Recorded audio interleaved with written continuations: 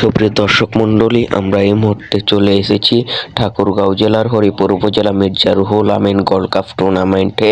এখানে আমার সাথে রয়েছে একটি বড় ভাই। এই বড় ভাইকে জিজ্ঞেস করলাম যে খেলা দেখতে কেমন লাগছে। বড় ভাই বলল খুব ভালো লাগছে। তো আপনারা দেখেন এখানে কত দর্শক, পুরো মাঠ পরিপূর্ণ হয়ে গেছে। আজকে আমরা আপনাদের এই পুরো টুর্নামেন্টটি দেখানোর চেষ্টা করব। তো আপনারা আমাদের সাথে থাকুন, আমাদের চ্যানেলটি সাবস্ক্রাইব করুন, আর পেজ থেকে দেখে থাকলে পেজটি ফলো করুন। মাঠের এক প্রান্তে ঠাকুরগাঁও ফুটবল একাডেমি, মাঠের আরেক প্রান্তে শহীদপুর ফুটবল একাডেমি।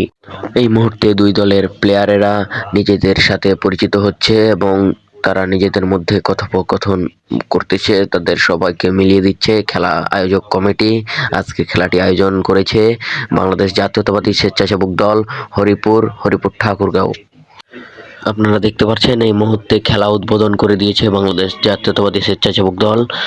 খেলা মাঠে গড়িয়ে পড়েছে এবং দুই দলের দর্শকদের মধ্যে এই টান উত্তেজনা রয়েছে। পুরো মাঠ দর্শকে পরিপূর্ণ হয়ে গেছে, গ্যালারি পুরো পরিপূর্ণ। অবশেষে জায়গা না পেয়ে দর্শকেরা কেউ বাড়ির টিনে, কেউ বাথরুমের ছাদের উপরে এবং পুরো মাঠের চারদিকে ছড়িয়ে পড়েছে দর্শকের উপচে পড়া ভিড়।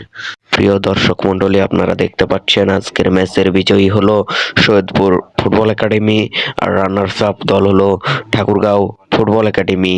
এরকম ভিডিও পেতে চাইলে আমাদের চ্যানেলটি সাবস্ক্রাইব করুন।